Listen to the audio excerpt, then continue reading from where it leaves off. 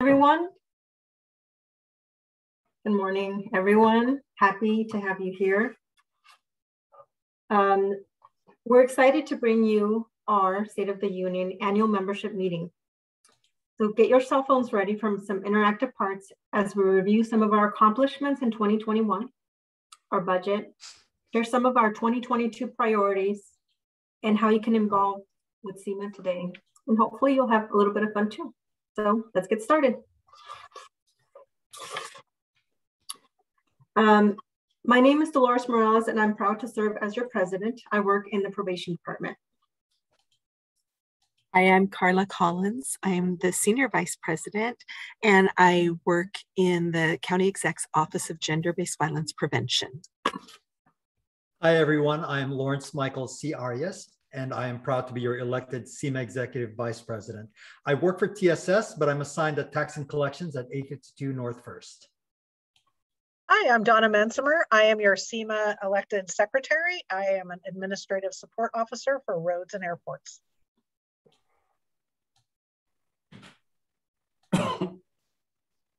Jim?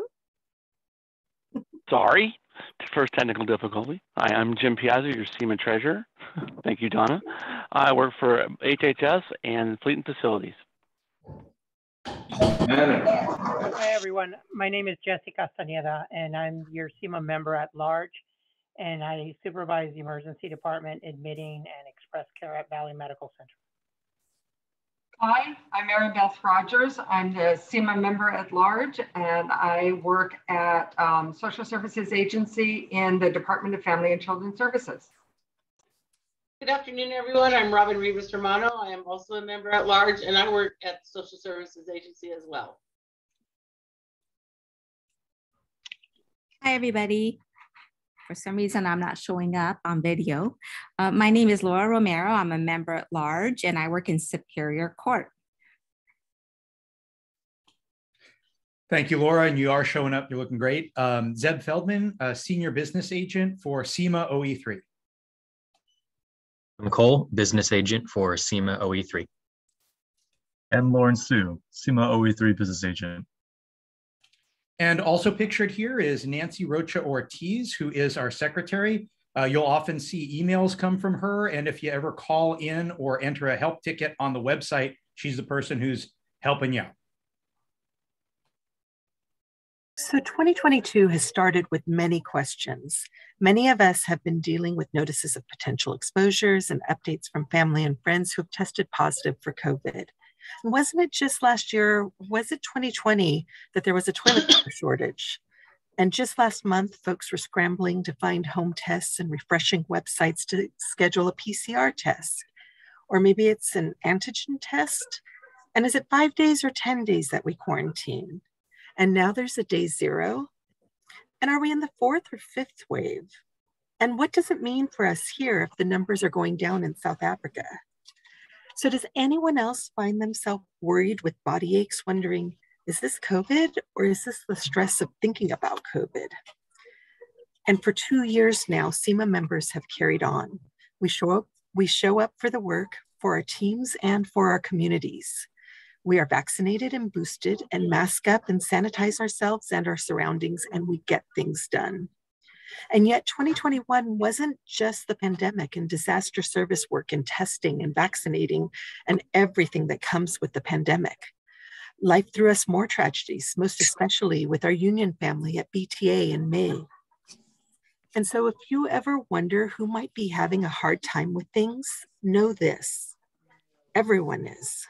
These are really hard times, even with actual miraculous blessings that we've also experienced. From welcoming new life to welcoming each other in person again. We are still in a pandemic, and life can get a little blurry.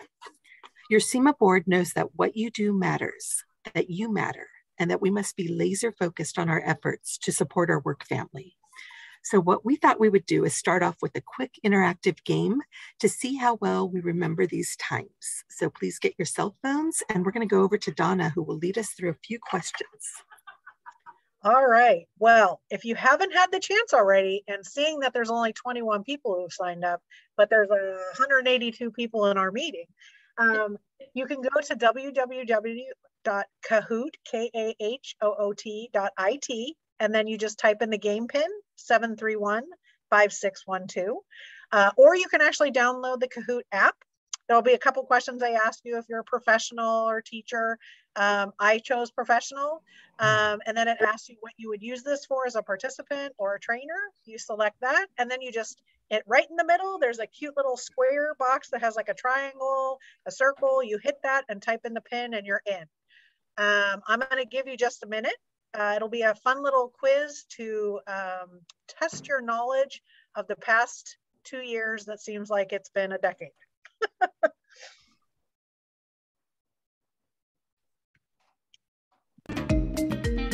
Thank you, Donna. While people have a chance to download that, I'm just going to hit the mute all once again and remind everyone that's joining us that this is being recorded. So you and your colleagues will be able to review it later on as well. Thank you.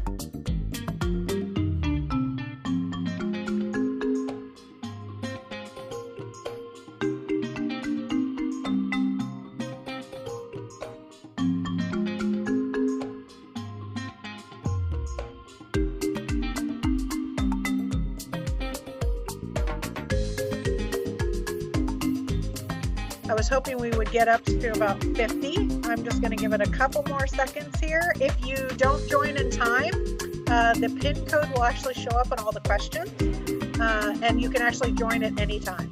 Okay, so I'm going to go ahead and get us started.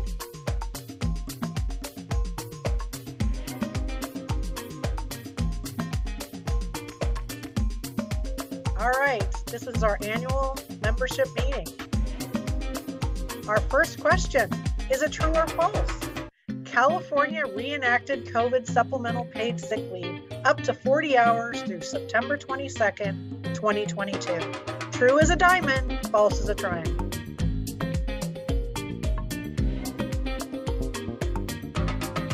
This just came out. It could be a trick question. 4 seconds left.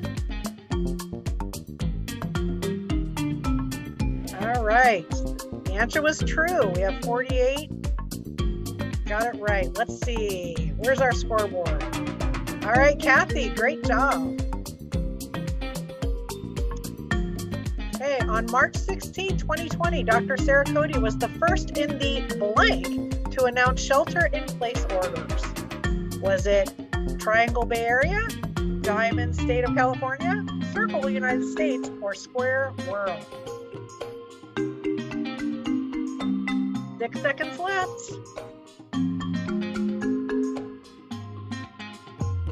And the correct answer, United States. All right. Elect Crockett and Jessica, great job. Who said, now is the time, if ever there was one, for us to care selflessly about one another? I know you all said this, but Dr. Sarah Cody, Dr. Jeff Smith, Dr. Anthony Fauci, or Dr. Marty Feintershire?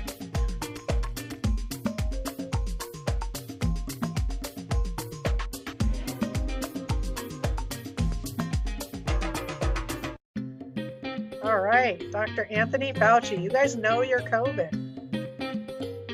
All right, let's see who's leading now. We got Cece leading the way with Greg not far behind and Teresa. What does the 19 in COVID-19 refer to? There are 19 variants of the coronavirus. This is the 19th pandemic. The coronavirus was identified in 2019, or the virus duplicates 19 times. It sure feels like it duplicated 19 times. All right, correct answer. It was identified in 2019. Whoops. All right, we still got Cece in the lead here with Teresa really close.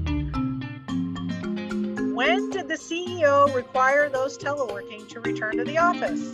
July 1st, 2021, July 19th, 2021, or July 30th, 2021? We should have put another one in there that said too soon, huh? But Donna, we are getting a comment that's in chat that the music's too loud, so maybe we can do without it or... Thank you so much. As much as I like the music, I think we might have to do Yeah. that.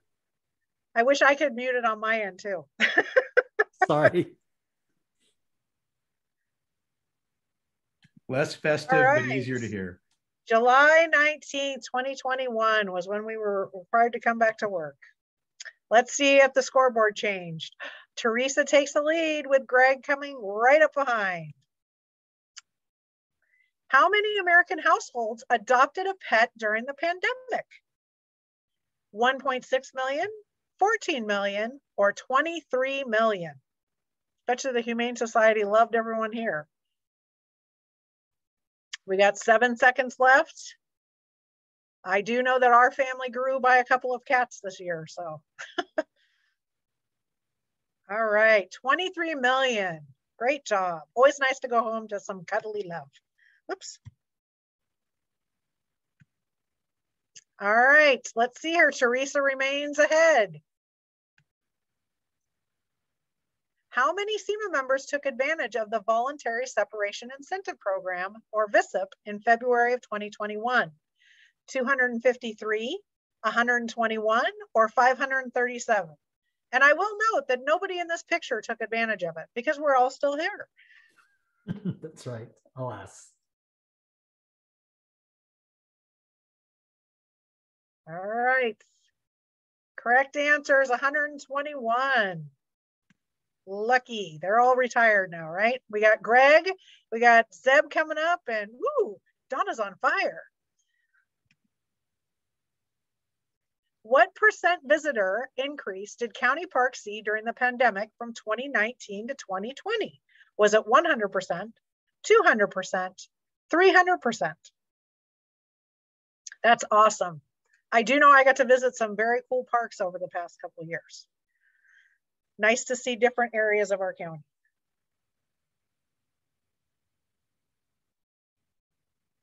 All right, 300%. That's amazing. All right, where's the leaderboard? All right, we got Greg taking the lead here.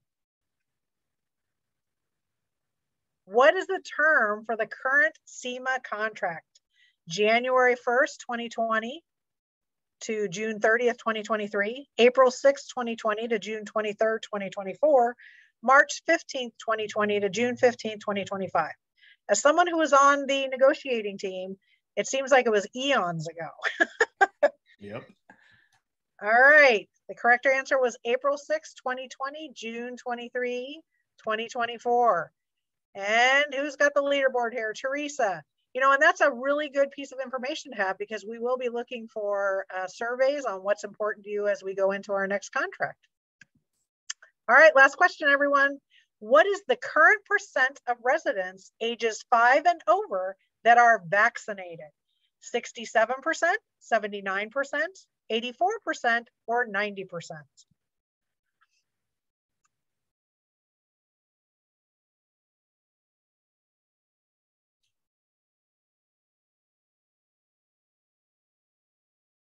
All right, 90%. We are so awesome to live in this area in our county. All right, so our podium. We had Elect Crockett, who got 8 out of 10.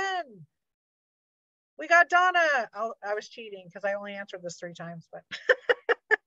And our number 1 is Greg. Woohoo! Great job, you guys. We have a bunch that were on fire. Thank you for playing along. And I'm going to turn it over next. Congratulations. Yes, congratulations. And thanks, Donna, for running that. Yeah. All right. So next, I'm going to turn it over to Zeb, who will be going over our accomplishments. Wonderful. Thank you so much, Donna. And before I share the news on our accomplishments, as you can see on the slide, I want to take a moment to thank everyone who made time to join us here today and become more involved with your union. You're the reason we're here, and you're the reason we've been so successful and proud of our accomplishments. But first off, you can see we're talking about layoffs, and I'm proud to share with you that CEMA, with all your help, shepherded our membership through the largest pandemic since the Spanish flu of 1918 and the largest financial panic since 2009, without a single CEMA member being laid off. And all of you can be proud of that. At the court, CEMA led a union coalition with CEMA speaking for SEIU and court reporters. Unfortunately, a single union, Skippy, chose to pull out of this coalition and suffered 50 layoffs. Meanwhile, CEMA and our coalition achieved layoff protection for all the parties and a guarantee for our membership of no layoffs. We also achieved a VSIP, or Voluntary Separation Incentive Program, very similar to the one that the county enjoyed. Now we're positioned with the governor's preliminary budget to discuss a wage reopener and get a living wage increase, possibly meaning more money due to the better economic times. We used our close relationship with the court and county administration to secure VSIP arrangements in both units, so CEMA members who chose to leave left on their terms and not the pandemic's. Now I'll turn it over to our other business agent, Adam, who will share some more exciting news. Thanks, Seb. It's not just up to CEMA to negotiate new contracts with better wages and working conditions. It's also our job to enforce the contract language we've bargained when the county fails to do so. As you'll all recall, CEMA members received a contract signing bonus as part of our current contract. However, despite the clear contract language and optics to the contrary, the county decided to not pay the signing bonus specifically to CEMA's 243 nurses as we descended into the pandemic. CEMA was unable to resolve this issue with the county amicably and escalated the dispute to binding arbitration. While it did take a year to resolve, your business agents prevailed in the arbitration in May of 2021, winning more than $1.3 million for CEMA's nurses. While this win directly benefited our nurses, it collectively benefits all CEMA members. It demonstrates that CEMA has both the will and the ability to enforce our contract language when the county refuses to honor it. I'd like to turn it over to Lawrence to recap Hero Pay. Thank you, Adam. So a lot of folks on your December 3rd pay stub should be seeing a line there called Pandemic Pay, or also known as Hero Pay, an amount of $2,500 or prorated amount for part-time employees. And this is just a small sign from the county to really just say thank you for sticking in to do the essential work of the county. This disaster service response, if you were assigned to DSW or still in your home office, teleworking and returning back to the office to do the critical work that's needed to be done on the county level to serve our residents, is so important. And so this $2,500 has been something that CEMA has pressed hard to ensure that the county provided the necessary details and assurances that the payments would be processed successfully, and also subject to criteria for people who can qualify for the pandemic pay as well. So again, thank you everyone for sticking with the county, working with us to this unprecedented COVID pandemic. And this Hero Pay is just that small gesture to kind of say thank you. All right, I'm gonna go back to Adam. Thanks, Lawrence. You'll see noted here on the PowerPoint that your CEMA reps conducted more than 150 member representations last year. What are we qualifying as a member representation? Well, it doesn't mean when a member calls us for advice, for input, or for a meeting with the department. What we're specifically referring to here are the higher level representations that CEMA provides to its members. This includes things like Skelly hearings, personnel board hearings, EOD investigations, department reorgs, classification study meet and confers, and so forth. Broadly, we'd characterize these types of representations into two groups. First, there's those where we're responding to actions that the county is taking or that other employees are taking against CEMA members. You would see these in things like EOD complaints or disciplinary hearings.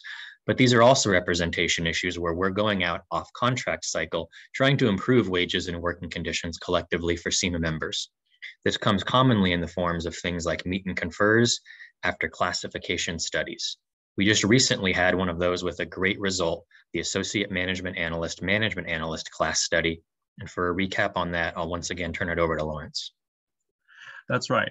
You know, as of September of last year, the Board of Supervisors unanimously approved the classification change that would allow all Associate Management Analysts, AMAs, to have an easier time to move up to the Management Analyst, MA classification. And this is really all thanks to AMA Karen Roberts and CEMA member in the Behavioral Health Department for making this happen. So for instance, if you are an AMA, MA alternately staff code, and that's 59 of us, and have worked well for several years, you could ask your boss to move up and become an MA. Alrighty then, so we're gonna have close it up with Zeb for our accomplishments. That's right, and a healthy growing union. So I'm really excited to share with you that the healthy growth of our union, both internally and externally, has continued. So internally, we've raised our membership above what it was when the pandemic started, despite more than 120 of our members taking advantage of the VISIP program, that voluntary separation program. Externally, due to your stellar reputation and our, as a union, best-in-class contracts, the management group in Monterey County has chosen to sign union cards for CEMA. In these challenging times, I'm thrilled to share good news. And as of Friday, January 14, 2022, CEMA and OE3 have been declared the exclusive representatives of the ex-management group in Monterey. It's a group very similar to the CEMA and supervisory and journey level staff here at the county. While we welcome this expansion, it's important for all of you to know that it's been done and accomplished on CEMA's terms, meaning you all will get a fourth agent that will help deepen the representation in Santa Clara County and provide that needed representation for Monterey. So you'll experience no diminishment, but an enhancement in rep services. The Monterey Union represents a maximum of 507 members, compared with the Court and County, who has a combined maximum of approximately 2,400 members. The addition of this new unit will only occur once we have the necessary number of dues-paying members in Monterey to support that fourth agent I was talking about. Our reputation allowed this expansion, and that's because of each of you and the quality work that you do every day. So take a moment to pat yourself on the back and be proud of all the powerful services you provide every day. Thank you. Now let's hear from our board member, Laura Romero, with the Court Advisory Council. Laura? Thank you so much, Zeb. So CEMA had a very productive year in 2021 in Superior Court. Through the negotiations of the court, CEMA secured a one-year extension of our primary remote telework program agreement, in addition to some enhancements. Just to name a few, we have now have a more relaxed criteria for when members can work in court locations beyond the need for collecting supplies or using office equipment. Unlike our prior agreement, members can now come into court locations occasionally to interact with coworkers. We know that human interaction can be in short supply sometimes, especially if you work from home. In addition to the number of CEMA classifications that could apply for the primary remote assignment, that was expanded. So this means that more members were able to take advantage of this program. CEMA utilized SurveyMonkey to determine membership priority.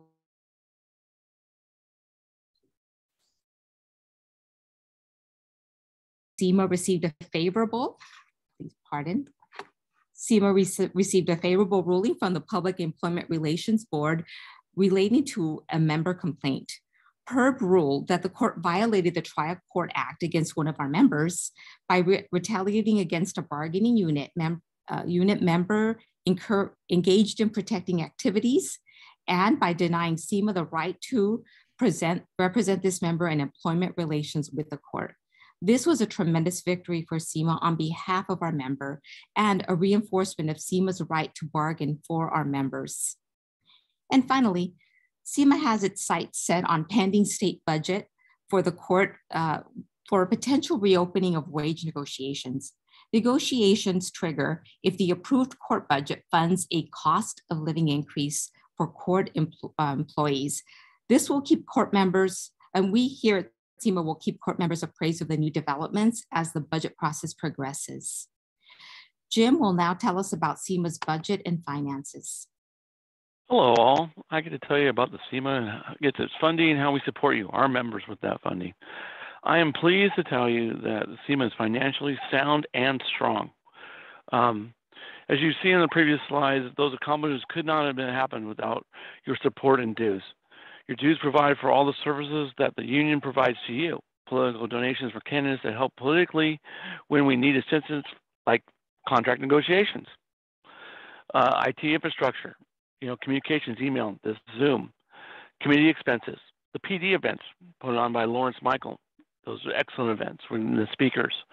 And of course, OE3 support and affiliation, which includes staffing our excellent reps, Zeb, Lawrence, and Adam, and Nancy.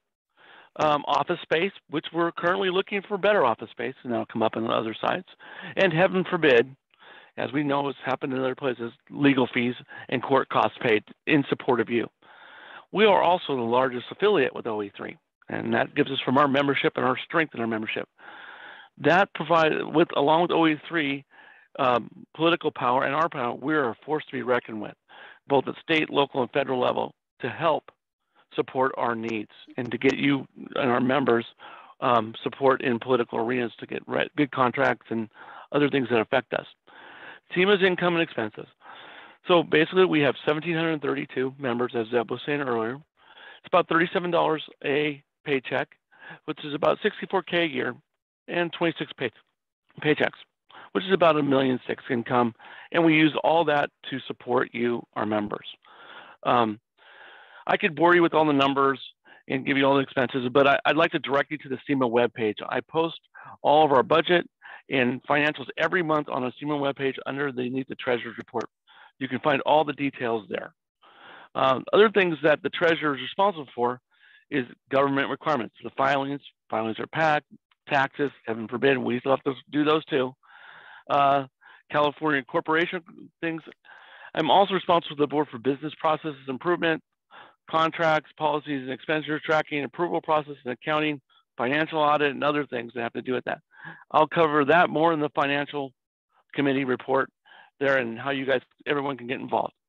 I'd like to now turn it over to our excellent president, Dolores.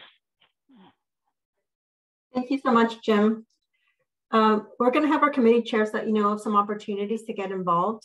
Most committees meet monthly. Our committees support and strengthen how your union works for you. So if you have an hour or so a month to volunteer, here's some excellent opportunities for you to help strengthen our union. Let's start with Adam and classifications. Adam? Thanks, Dolores.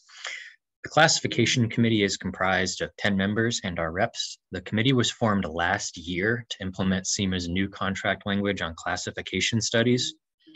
As you'll recall, that language says we can specifically put forward 30 classification studies each year now, and that we have a 1-year guaranteed turnaround time for those 30 classification studies, as opposed to prior to the new language where there was no specific deadline and studies often dragged on for years at a time. The committee is currently meeting to review the 43 applications that we received this year as part of the classification study process. Each applicant will receive individual feedback on their application, including whether the application was approved, an assessment of how strong the application was, and any feedback the committee is going to provide on how we can make that a stronger application with a better chance of succeeding when it goes through HR for actual study. The committee is not currently open for new members, though we did welcome 2 new members this year and may have additional spots next year, depending on turnover. Keep an eye out in December of 2022 if you're interested in joining for communication. I'd like to turn it over to Laura and Jesse for more on communications.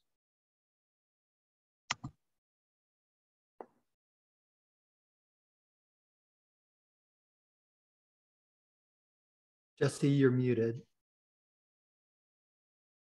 Jesse, you're muted.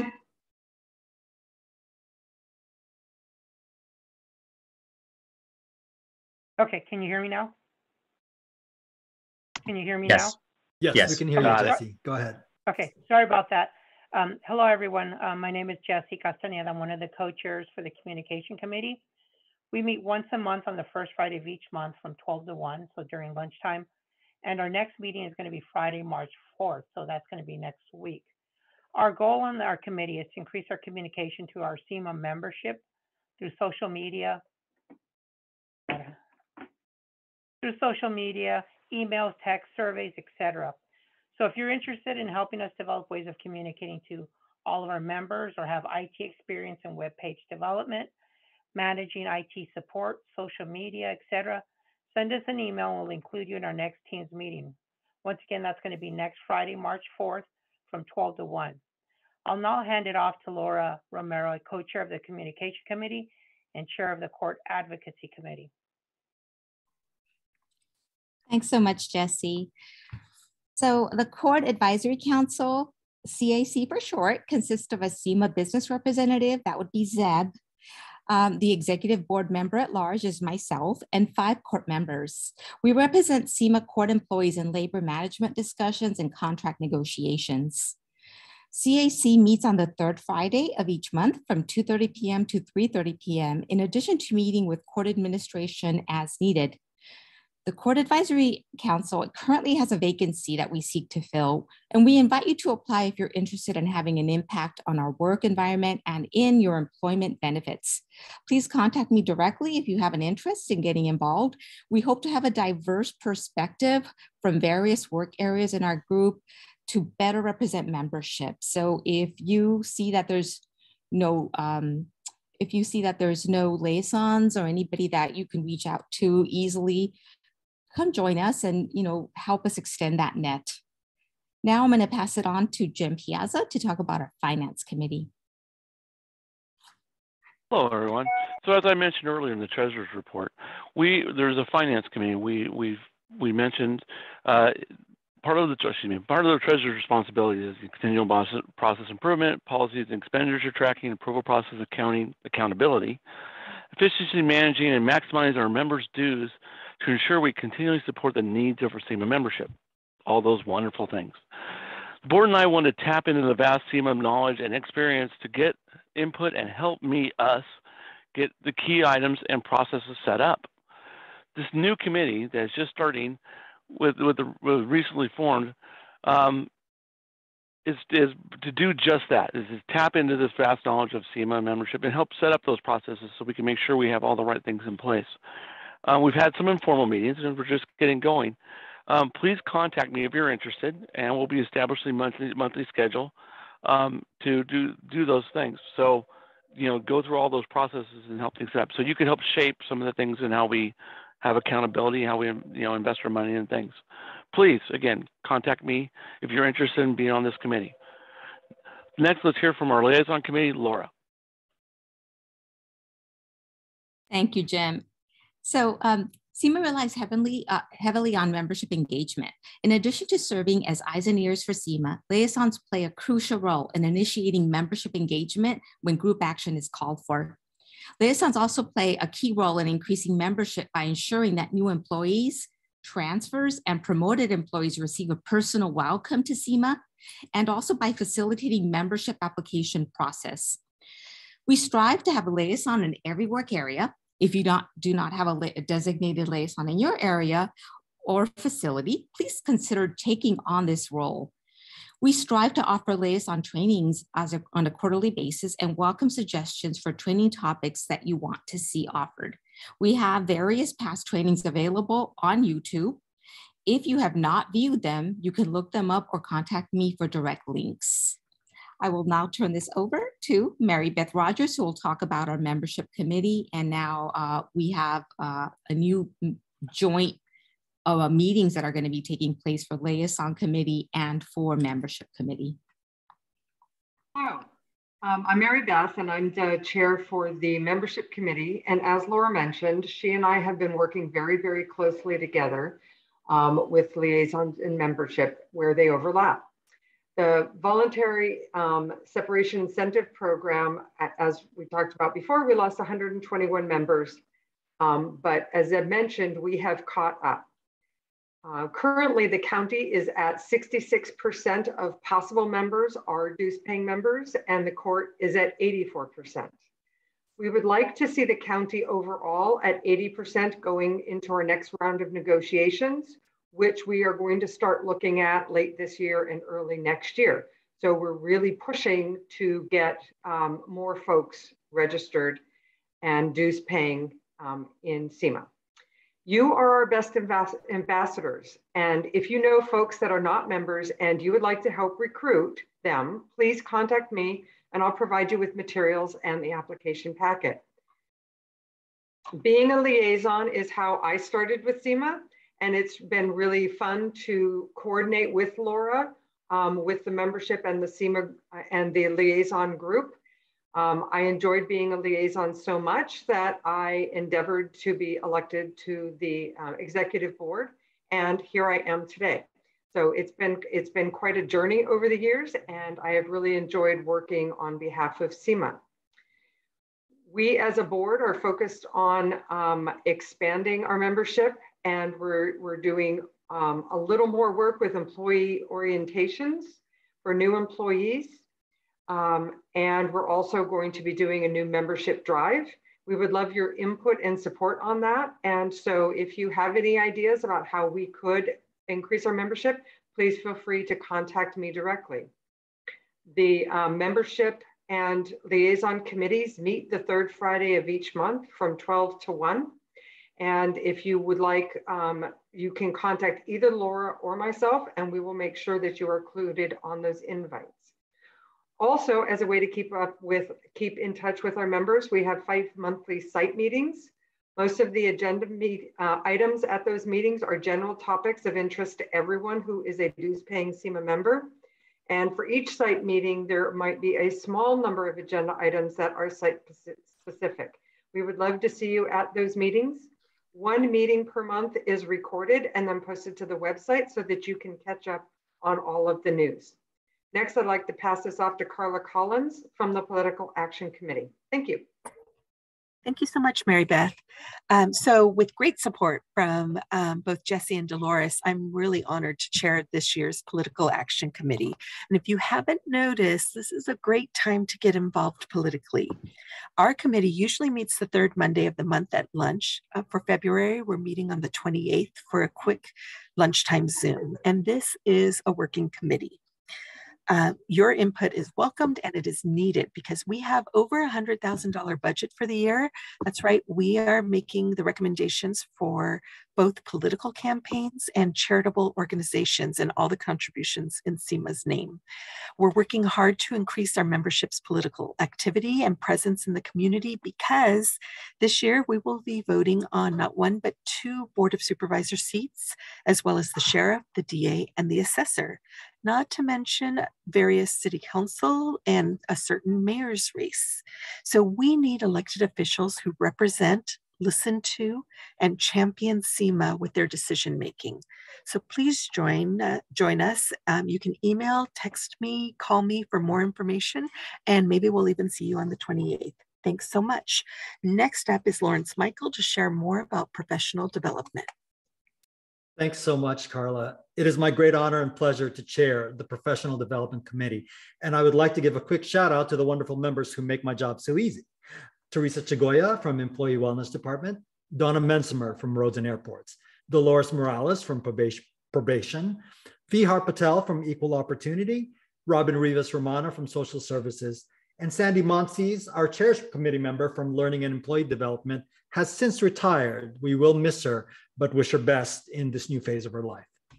Now, as our name implies, our primary mission is to encourage professional development and career advancement for CEMA represented employees through seminars, workshops, and other events. We meet every 3rd Friday at lunch via Zoom. Now, with the continued effects of this global pandemic, we were still able to provide our members with quality presentations while ensuring the safety of our members. Last year, we were very happy to present the charismatic and dynamic speaker, Darylyn Swift, in Why Ethics Matter. And based on your feedback, we are very glad to bring her to you. We had another event scheduled in fall of last year, but with COVID, unfortunately, we had to cancel it at the last moment. Now, we are looking forward to making it up to you this year and bringing you more events. And with that, we are very happy and honored to announce our first event for 2022 will be on March 10th from 12 p.m. to 1 p.m. And even more excited to announce that our keynote speaker will be none other than County CEO, Dr. Jeffrey Smith, who will give a general state of the county to our CEMA members. The event will be called Coffee with Dr. Smith, so please look for details, which will come out soon. Now, if you have any ideas or suggestions, we would love to hear it. So please feel free to contact me or any of our other committee members. As always, I want to thank each and every one of you for your continued participation. Now I'd like to turn it over to Jim and Robin to share more about our forthcoming retiree chapter. Good afternoon, everybody. Are any of you aware that half of CEMA members have been working for the county for 15 years or more? Ever wonder if those health benefits you worked so hard for will change once you retire? Come make a difference and ensure the work you do today includes a future that affects all members by joining the CEMA Retiree Committee. We are serving recent retirees, members who took VISIP, and welcome those who plan to retire soon. If you're interested in joining the committee or would like to be a member of the retiree chapter, please contact us at retirees@sccema.org. We really look forward to hearing from you. And now I'll turn it over to Donna for the scholarship committee.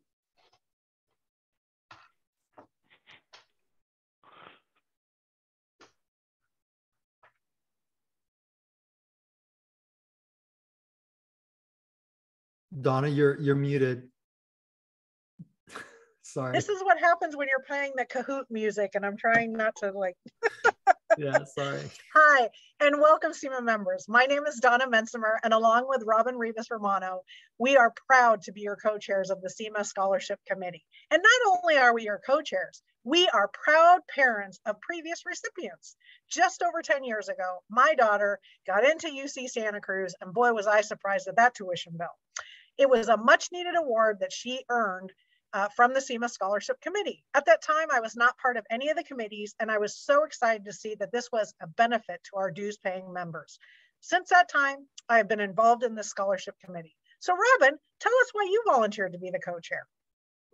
Pretty much for the same reasons as you, Donna. My daughter applied to San Jose State, and as a single mother raising 2 kids in Silicon Valley with no child support, I was shocked at how expensive school was. But with the help of CEMA and the scholarship, my daughter was able to graduate with a double major and no college debt. Thank goodness. That enticed me to become a member of this committee, knowing what good it does for our members' children. Also, my daughter is now in graduate school at San Jose State, studying to be a social worker, and I'm very proud of her and very proud to be part of a union that has helped my daughter pursue her passion. That's great. So as you know, we are proud to be your co-chairs, and as parents of previous recipients, we know how important any additional funds are to help offset the tuition costs. Last year, the Scholarship Committee awarded over $20,000 to children of our CEMA members. If you like giving away money and would like to participate, our kickoff meeting will be via Teams on March 2nd from 12 to 1, and we meet approximately 3 to 4 times to review, update our program, read applications, make awards, and present checks to some pretty amazing young people. Next, I'm going to turn it over to Dolores. Thank you, Donna. Thank you, Robin. So I'm going to talk to you about our this year's priorities, our calendar year 2022 priorities. So we are here, our number one reason for being here is for our membership. We're here to serve you. Second is to make sure that we negotiate a very strong contract and that we have the infrastructure to maintain the services to be able to provide for our members. So I'm going to go over in greater detail how we are going to do that this year. So the first thing is what we strive for is CEMA to be a strong union, to be professional, to be respected, to have the ability to move legislative items through positive influence. So how do we do that? We do that through our membership. I don't know any of you, anytime you go out and any county official or any politician, the first thing they ask you is, oh, you're CEMA. What's your number? So our number right now is 1,600, and they ask, what's your universe? Our universe is 2,400, because that tells them a lot. It tells them whether our members are united, whether they're strong, and whether they're going to actually move forward to either do any type of strike or any type of coordinated action in order to move our priorities or to let the decision makers or policymakers know that we can actually make a difference. So the other thing that 80% number, why that's important is because in the past, before the county acquired the hospitals, we were the second largest union in the county. Now, if all of you are managers or supervisors, you know that the county usually says, well, 521 said, or we have to talk to 521 first because they're the largest union. They make up 51%. As other unions are expanding the rules, our numbers are really important because it's not just talking to ACAU now, it's talking to CEMA. It's also talking to RMPA. RMPA right now is the second largest union in the county. We're down to the third because of the hospital acquisitions. So numbers are very important. The 8% membership also means that this is how we pay for our services. It means that the more we lose members or increase members, it means that we can actually have a business rep. So the third business rep is a direct result of members joining the CEMA. And if we do not provide services, then people drop their membership. And so it is essential to make sure that we have adequate representation at the utmost professional, and our membership numbers should be a reflection of that. And so our membership number is crucial to how we function, how we're able to move our agenda forward, how we're able to negotiate contracts. I'm glad that we put our contract end date there, because in 2024, our contract will expire. What does that mean for you? It means that your executive board and your negotiation team will be preparing and start negotiating 6 months prior to that date. Many of you know, last contract cycle, we kind of went a year after our contract expiration date. And so the timelines and the membership number is part of how we prepare for contract negotiations. So we look forward to having a strong negotiation year in prepping for our negotiations in 2022, 2023, and starting the contract negotiation process in 2023 to make sure that we have a strong contract in 2024. So some of the other areas that are going to be important to us, and why I talk about infrastructure, is currently, I believe our office is, I'm not sure when it was acquired, but it looks like a crime scene if any of you have visited. And as you all know, as managers, where we work, how we have meetings, where we invite our political partners or just our partners in general, is a reflection of the union. In addition to that, we're expanding. So it is really challenging when we don't have Wi-Fi, working Wi-Fi, when we don't have equipment. It isn't a reflection of what we need to do, but we need working conditions in which our business reps and the union can actually function.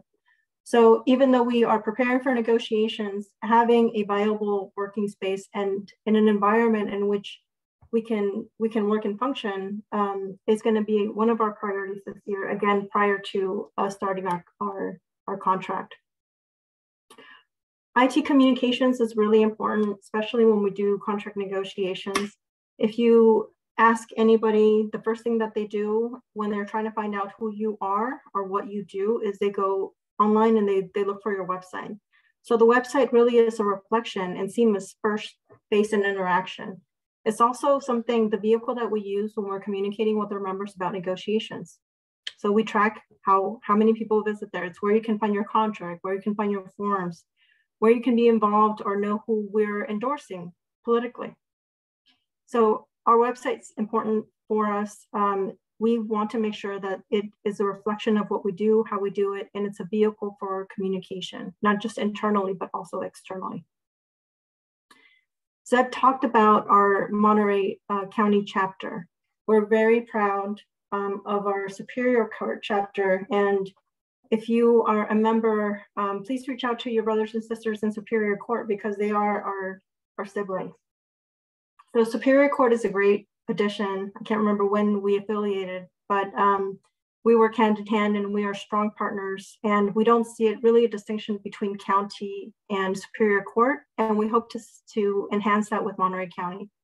What it means for CEMA, what it means for you locally is that we now have expanded our base and our reach. So it means that as CEMA represents the Monterey County chapter, it will mean greater numbers. It means greater political influence, and it means that we will be able to move our legislative item forward in a more strategic way. We also see some internal benefits by adding a fourth business representative, which will then help with any issues that we have in any of our sites, whether it be Santa Clara County or Superior Court. So we look forward to that. Lastly, and not most importantly, but very important, is procedures manual and our strategic plan. As we're reviewing this 2021 and laying our priorities for 2022, our strategic plan is our roadmap for what we need to do and how do we get there. More importantly, because your executive board were volunteers, It assures that we do not have any failure points for any of our priorities or goals or action items that we need to do. So it helps ensure that the work will be moving forward. So the strategic plan and the procedures manual are extremely important because we're volunteers, people may decide not to run. And so we are elected every 3 years. As new people come in, we want to make sure that the work continues, that our business representatives, that they know that, what to do. And it also is utilized as a training manual to make sure that we are moving in the way and that the vision and that the work that CEMA does continues forward. So we look forward to working with all of you, our CEMA members, to accomplish all of our board priorities and hopefully have a very strong 2022 and next contract in 2024. So I'm gonna ask our Vice President, Lawrence Michael, to wrap things up and some ways we can support CEMA and stay connected in 2021. Lawrence? Hey, actually, I'm going to jump in. We got just one more page here, Dolores. Just to talk a little bit about rep priorities for 2022. Achieving a telework policy that doesn't just allow for telework, but one which actively encourages telework is going to be an ongoing priority for CEMA. This is one that we were not able to achieve this past year. You all, CEMA members, have made it clear through polling, through speaking up at site meetings, and from reaching out directly with your reps and executive board members to share this as a top priority for all of you. Unfortunately, we're seeing many departments slide back into a low amount or even no telework as the pandemic draws to a close. We're already seeing the consequences of this. It's a strong push factor for CEMA members to either transfer out of their department or to leave the county entirely. Improving telework is going to be an ongoing priority for your CEMA reps and one that will likely need to shift from a push on county administration into a political push on our elected officials. Finally, I'd like to turn it over to Lawrence once again. Thank you, Adam. Oh, sorry, you meant Lawrence. Sorry about that. There's two Lawrences in CEMA. We have Lawrence Michael. Yes, and I'm trying to go by Lawrence Michael also now. Lawrence Sue, the business agent. And I just want to wrap up right before I transfer it over to Lawrence Michael is, look, the county is a huge system. There are so many departments and offices, and we know that it's just natural that labor issues will emerge. And so one thing that our business agents are committed in doing is triaging those issues, whether it be on small scales like replying to your emails in individual representation cases through investigatory interviews, EOD investigations, or general representation at certain functions. Yet also, most importantly, it's also labor management meetings, which are standing meetings between CEMA, the business agent, the liaisons, and on the other side with executive management to talk about the real issues that's afflicting a certain department or office so that we can all come to an agreement for better working conditions, better work balance, and to address any other labor concerns that we might have at their respective office or department. And so definitely look forward to more CEMA presence and services being offered at your respective department office. And at the same time, feel free to reach out to us so that we make sure that we serve you to the best of our abilities. All right, Lawrence Michael, here we go. Thank you, Lawrence. Just for everyone to know, I did go by Lawrence for the longest time, but with Lawrence Sue now joining our team, I'm very happy to be able to actually reclaim my real official first name of Lawrence Michael. So thank you again, Lawrence. Now, 3 years into this unprecedented global pandemic, and this past year has been one of continued challenges and constant changes. But some things don't change. CEMA members' professionalism, your perseverance, and your dedication. We continue to support our counties, our residents, whether we are at the courts or at the hospitals or the myriad departments throughout the county. And through it all, we continue to provide world-class level, essential and exceptional service. CEMA, the executive board, and the CEMA OE3 staff are dedicated to providing you these same levels of service, pandemic notwithstanding. We'll continue to represent our members, continue services and benefits, and continue to disseminate vital information to all our members. Now, we celebrate our accomplishments like the successful visit implementation for our members, absolutely zero layoffs during this pandemic, the arbitration win for our nurses in the amount of $1.3 million. We had over 150 active membership representations per cases and grievances. We had the management analyst and AMA reclass, the very deserved $2,500 hero pay, which Dr. Smith championed. We also were happy and proud to be able to bolster our numbers and exhibit our strength by welcoming Monterey County to CEMA, who sought us out because of your prestigious reputation. And through all of this, we have a strong, dedicated executive team and an absolutely amazing OE3 staff. But we couldn't do any of this without your support and without your visibility. So make sure to keep showing off that CEMA attire and swag. Now, we ask that you stay connected by doing any or all of the following. First, attend one of our 5 site meetings that we have each month. We currently hold them virtually via Zoom, and we dedicate one meeting to each of the 5 physical locations that we used to visit pre-pandemic, namely the Santa Clara County Government Center at 70 West, SSA at 333 West Julian, VMC Campus, VHP, and TSS at Tasman. Now, please note that all members are welcome to any of these site meetings, no matter the location. Check us out on social media, on Facebook, on Instagram, and Twitter, #CEMAProud. Sign up on our members portal at www.sccema.org. And you can always email us at help@sccema.org. Excuse me. I just need, thank you so much for all this presentation and talking about the everything that CEMA has done for the members.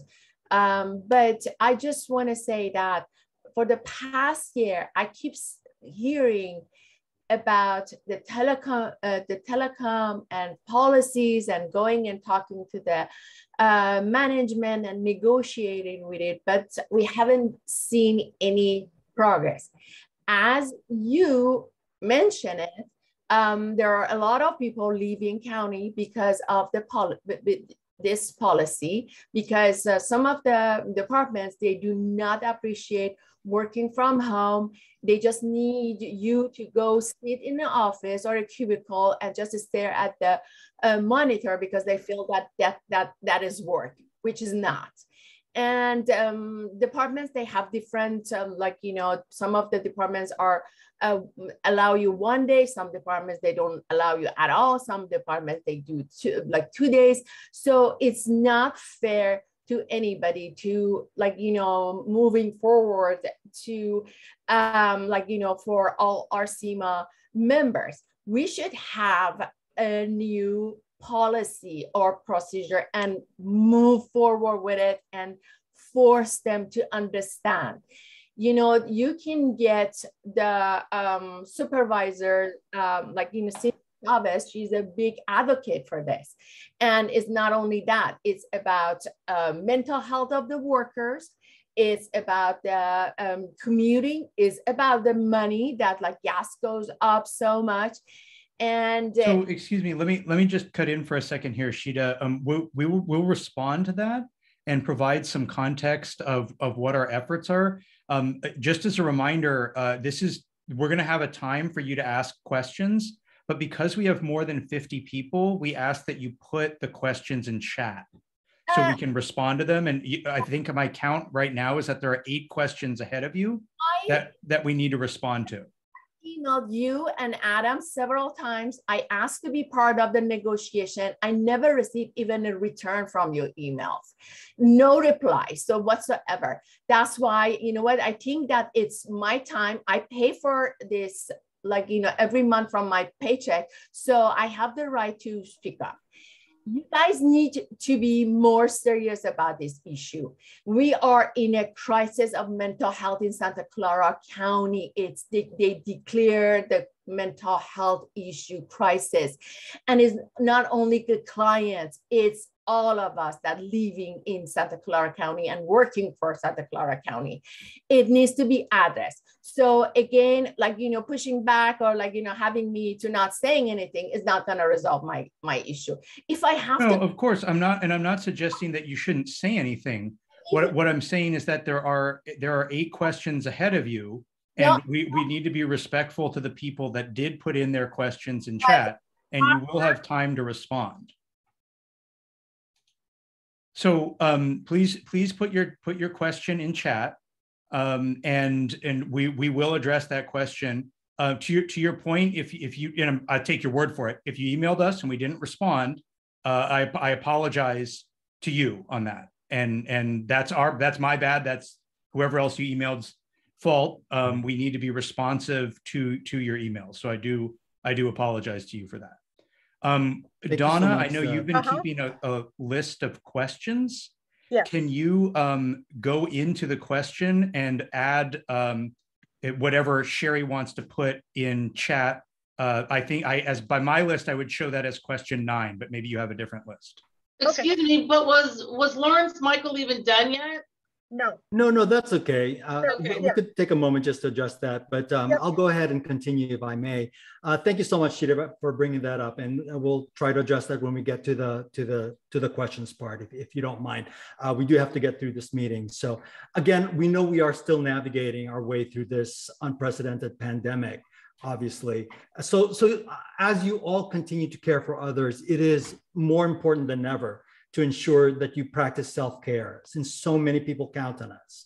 Now, please check out these well-being resources that we do have for you. And a big thank you, by the way, to our very own Teresa Chagoya from Employee Wellness Department for providing these. Now, as always, we encourage you to stay informed, stay vigilant, and stay strong. We encourage you to keep engaged and to keep united. As you continue to do, and as you have always done, keep CEMA proud. On behalf of the Executive Board and the OE3 CEMA staff, I thank you. Now, we do have time for questions. So Donna, I'll turn it over to you for questions. All right. Thank you guys very much. I'm actually just gonna stop sharing here. So Donna, while you're doing that, if you can just pull up the slide with all the email addresses. So if for all of our members, if you do send an email to our business reps, sometimes they might be out, or they're in scaly hearings or doing something where they're tied up all day representing members, or just busy or forgot. You can always email any one of the executive board members here. If you email help@sccema.org, you'll get the officers, and we can either respond directly or text them so that or any one of our business reps to contact you or follow up on your items. So if you don't get a response for whatever reason, you have a lot of other avenues in which we can help. But representing our members, like I said, is our priority, and we have a variety of different ways that we can accomplish that. Thank you. Thank you, Dolores. And I would like to note, we did schedule the time from 12 to 1. If you can stay, we will be answering some of the questions that were posted in chat. If you cannot, we will be recording this and uploading that. Again, if you have questions that are specific to you, please email them to help@sccema.org. We do want to listen. We understand there are issues, and we understand that every department is handling many of these processes differently. So we will go ahead and start with the first question that was brought by Jennifer. It said, inflation rate in January of 2022 rose to almost 8%. So wondering if we can get a higher cost of living adjustment instead of our current 3%. Sorry, I'm new to CEMA and wondering if we can revisit. So yeah, I can take that one, Donna. Yeah, and I was just going to say, we can jump in on these. So business reps and or board members, just hop in. I see Adam has this one. But if we can, let's keep the answers, since we have several questions, to maybe 1 or 2 minutes per. Okay. Thanks, Eb. So yeah, folks, you'll notice, for example, looking back, 10, 12 years in CEMA's contracts, there were larger than average raise increases. You see, if you go back to the last inflationary period that we had in the United States, and that's not uncommon, right? So yes, we will have larger asks for raises, particularly if inflation keeps up at the, I think, probably conservative 7.5% that it's currently being pinned at. Of course, it's going to be up to the negotiating team for CEMA and for every other union to try to translate that into actual higher raises. Unlike the court, which has specific language that addresses, in some sense, inflation, none of the county unions have that kind of inflationary language. That sort of thing might be a priority for us moving forward if it looks like inflation starts to be the norm. So yes, it's going to be a priority. Yes, we'll have larger than average asks to take into account inflation for negotiations in 2 years when we're going to be back at the table. So yes, but there's no guarantee that we'll see them. It's up to the negotiating team to make that happen. All right, thank you. The next question is from Karen. As I recall, CEMA contract can't be open to renegotiate increases and allow for inflation. Can we negotiate healthcare sooner than 15 years for PEPRA? So yeah, this is I'll take this one.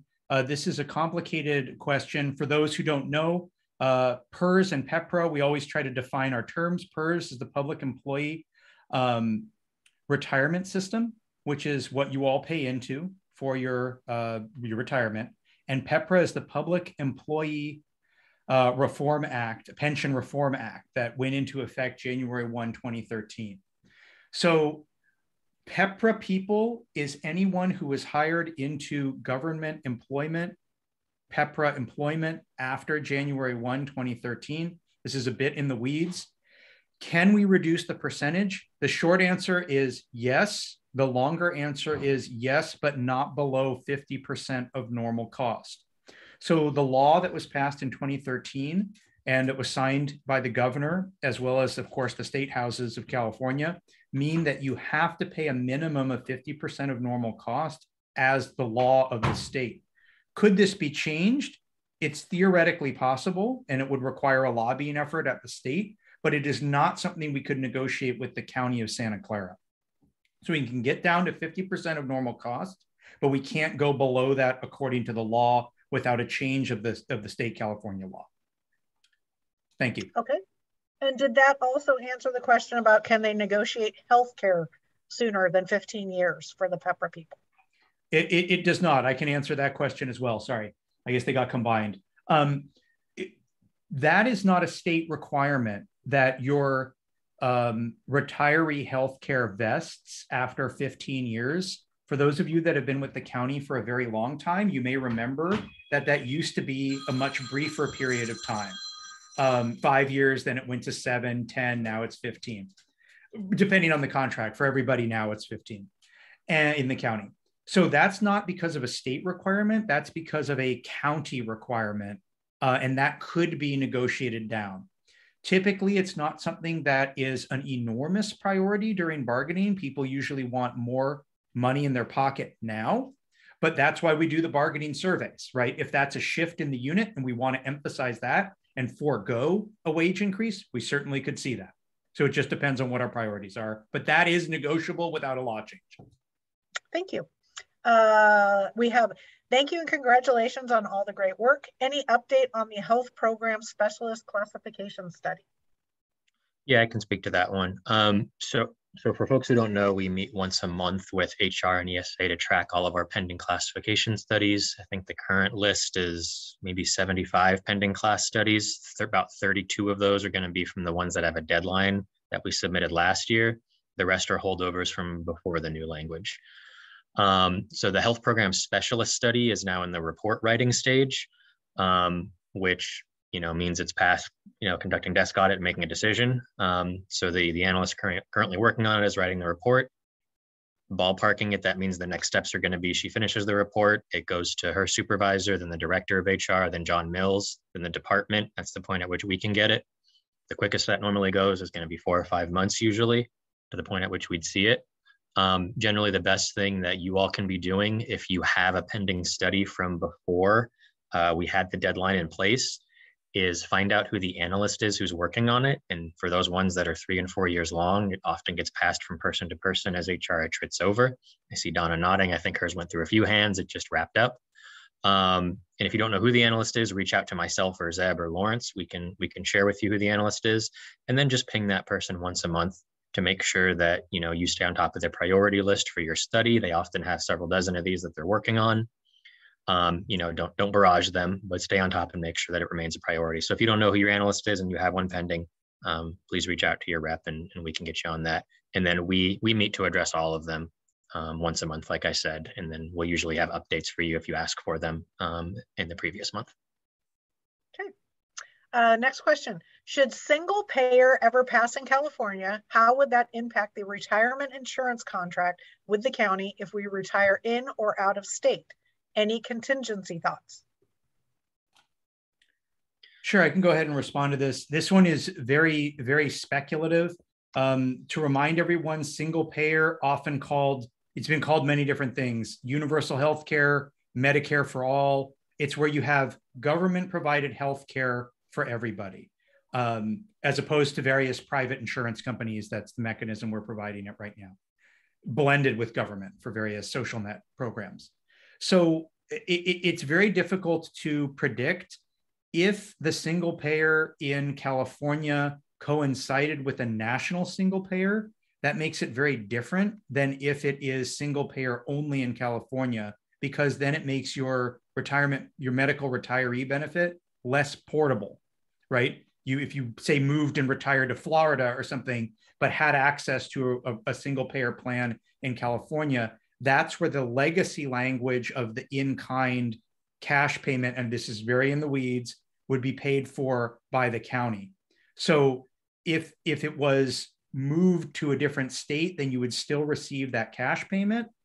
If it was California only, then you would get the California benefit rather than the legacy healthcare benefit, because the legacy healthcare benefits would be applying to private insurers like, say, Kaiser, HealthNet, whoever it might be, that no longer exist, right? So this is, I want to preface this, without knowing what the specific legislation is, this is a very speculative answer, but it gives you an idea of the depth and breadth of the impacts of a single payer and what it would have.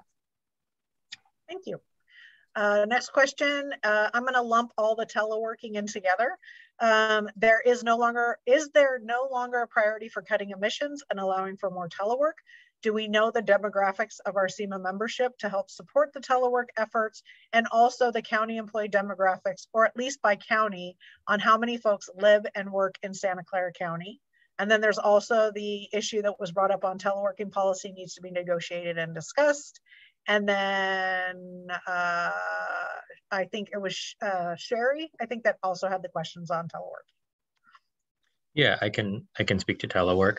So just to remind folks, we did have a new telework policy that was bargained earlier this year, right, as part of the kind of return to work back in the June, July timeframe.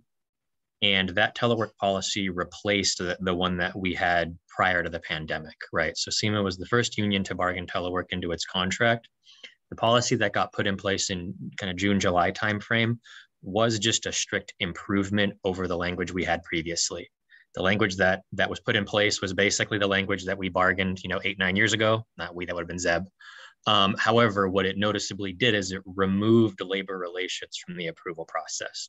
So that was our main frustration with the telework language prior to the pandemic, is that for folks who went through this process and applied, you'll know things often sat in that approval kind of queue for 6 months, a year before they were approved. So that's what we got removed as part of that kind of bargaining process back in June, July. Then as folks started to get pulled back into the office, as kind of pandemic, there was that brief lull in the kind of the pandemic before Delta, right, where folks started to get pulled back into the office, which I think we saw was just overly ambitious about the state of the pandemic at that point in time. We got a commitment from the county to bargain a new CEMA specific telework policy with us. So it was that process that basically came up fruitless last month, where the counties now said, actually, we don't have any interest in a CEMA specific policy. The goal for that policy, right, was to have something that not just allowed for full-time telework, which the current policy does, but something that encourages telework. And that's where the counties, I guess currently just not feeling any pressure to put something like that in place. They're happy with the status quo. And from their perspective, they're saying, hey, departments are allowed to do as much as they want. So what's the problem, right? And from our perspective, and from some of our members' perspective, right, if you're in one of these departments, the problem is that we had departments that were able to telework, fully effectively at 100% during lockdown. So what's the justification now for doing none? And we're seeing the consequences of that, right? Folks are transferring out of those departments. They're looking elsewhere. They're moving on, right? This is an issue that has real consequences and impacts, not just on members, but on the county structure overall. So because we've come up fruitless, you know, in meeting with county administration, with Dr. Smith and with John Mills, we're looking now to shift this to the political realm, right? And that's leveraging kind of some of those arguments that I believe he put in chat earlier, right? That the board's been vocally supportive of telework in the past. What we've done is kind of looked around and identified what other nearby county employers have superior systems to ours. Unfortunately, the answer is not many. But to look at those and say, here's how we can be doing it better and encourage more telework here. And it's a goal to try to improve telework in those areas where it's not working well. We have whole departments where it's working better than elsewhere. You know, you look at areas like TSS or VHP or SSA, which are on a whole better than areas like behavioral health, for example, right, or the assessor's office. So it's hit and miss around the county, and it's going to continue to be a priority. We did reach out for members to be involved in that process months back. We had 3 or 4 members involved in those meetings with Dr. Smith, and we'll likely continue to involve folks moving forward for further lobbying meetings. Okay. And just to highlight that point, I understand that there is a lot of satisfaction and a lot of dissatisfaction with regards to the telework, as Adam was pointing out. It really depends on what department you're part of. I appreciate for members that are in a department where they feel it's not working well, or that they were treated a certain way during the pandemic and now they're being treated very differently. Not that the pandemic is over. Sorry. Now that we have the return to work order, that's something where we still have some work to do, and it will involve a lobbying effort, as Adam mentioned, because it appears that administration does not want to move. It's also extremely unclear to me whether we will be successful in that lobbying effort or not. So we will make our best efforts and rely on you all to help us as well. But to members like, I want to say her name was Sheena, Shida. Sorry? Shida, that are upset about the treatment or want to see a different response. We're going to be making our best efforts and have been making our best efforts to do that. But it's not as simple, just so everybody knows, it's not as simple as going into a room and pounding the table and saying, you need to do this. Don't you understand that there's, emissions and there's savings by having a smaller footprint and so on. If administration doesn't want to hear that, then we have to go above them. And then if the electeds don't want to hear that, then we have a long-term electoral issue that we need to decide how we politically want to handle if we're going to. Or a priority for negotiations, but that puts it out 2 years. So those are kind of the options that are available. But the other thing I think, go ahead. Sorry. The other thing that's really important for CEMA I know Carla talked about it, is politics. So you all know that we need 3 votes. We may lose Cindy for the mayoral race. And we're losing Supervisor Wasserman. So in order for us to move things forward, the Board of Supervisors provides direction to the county executives. So it is, if these policies are important to us, we need to make sure that we have 3 votes to the executive how he should move forward on these issues. There's another process with the department heads, but the direction and the directives and the money comes from the Board of Supervisors. So this is another area that CEMA is really focused. And again, numbers matter, our political influence matter. This is also a way to move our legislative agenda forward. Yes. Get involved. Yes, thank you. Okay. Next question. I'm new to the county and union. When do we see a cost of living rate increase? I'll answer. That's June 27th, pay period effective 2022. There will be a general 3% increase for all classifications. So, sorry, Donna, just a quick note, except for our nurses who see theirs in the last pay period in October. Correct. And of course, the court members on the call are on a different schedule. And so this is the complexity of the unit, right? Is there's no one size fits all. If you're a nurse, it's when Adam said. If you're a regular Santa Clara County, which is the vast majority of our members, Santa Clara County member, then you get it. When did you say it's at the contract's fire date? What was that date? I don't have it. June 23rd this last year. It's pay period 21. 27th.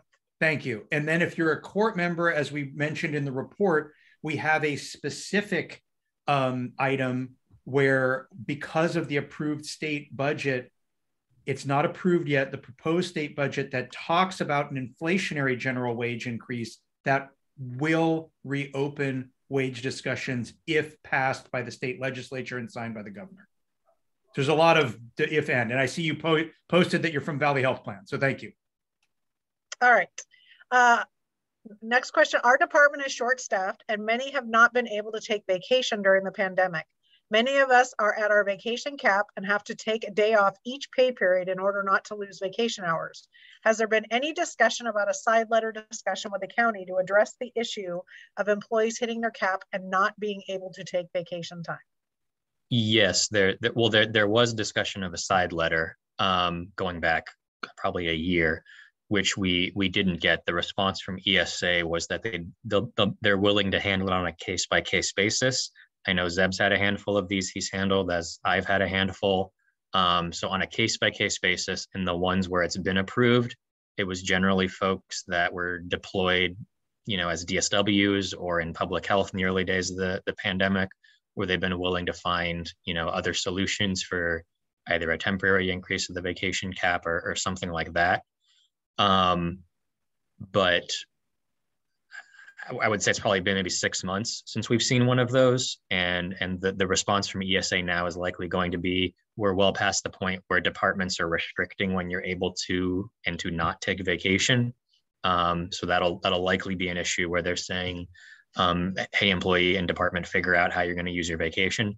If you're someone who's in the place where you're still being told by the department you cannot take vacation, those are the cases where we'll be able to get movement from ESA on, a temporary increase to the cap or letting you cash out outside the window or some kind of solution like that.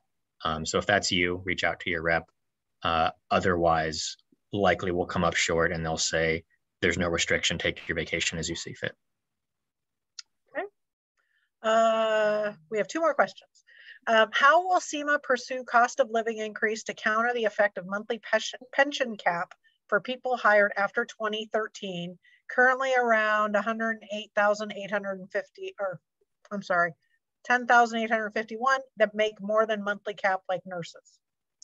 So that goes to plan design for CalPERS. And I think Zeb was talking about this a little bit earlier, right? So we can't bargain what you would kind of consider plan design of CalPERS. And for PEPRA, part of that income cap is going to be set by law, right? So that could be an issue that, public employees of California could take to Sacramento, becomes a priority. But that's something that would need to change at the level of PEPRA in order to have an impact on us. That's not something that we're going to be able to bargain directly with the county. The rate that we contribute can still be lowered, as Zeb said earlier. And that may be the top priority for folks come negotiations as we get more PEPRA and fewer classic people, as kind of a mix for CEMA. Though as a reminder, the number 3 priority from negotiations last time that we didn't have time to get to was adding an extra step onto everyone's classification. I would guess that's likely going to be the top priority when we poll again, but it could be reducing PEPRA. We'll see. Okay. And it looks like Zeb had responded to some comments that Greg made about remote work, about you can sell the unused office space, which is a good note to the public. Talk about displaying to the public the savings of overhead costs. And it says the public may not be fans of the high cost of bringing employees into unnecessary office space. So Zeb responded on that as well. I would like to thank everyone for attending. I know we're over, and I thank you for hanging out and hearing the answers to our questions. I would like to remind you, we all have options to be involved in our union, and paying dues is one way, but actually showing up to a meeting, whether it's professional development, our political action group, our liaison group, our scholarship committee, the finance committee, all of those committees matter, and it helps direct the way that we do business. And we count on you as our members to show up to the dance as well, so you can help us define those policies and procedures and make us a stronger and better union. Dolores, did you have any closing notes?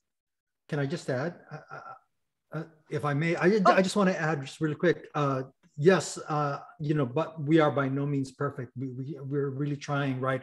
And we definitely want you to help you. And if you are frustrated, then please reach out and let us know. You have many avenues in which to reach out.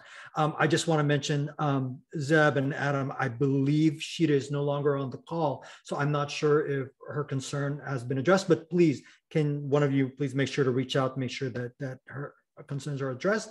And with that said, I just want to say again, reiterate that if you do have concerns, please, there's multiple avenues for you to reach out, reach any one of us, and we will do our best to try to help you.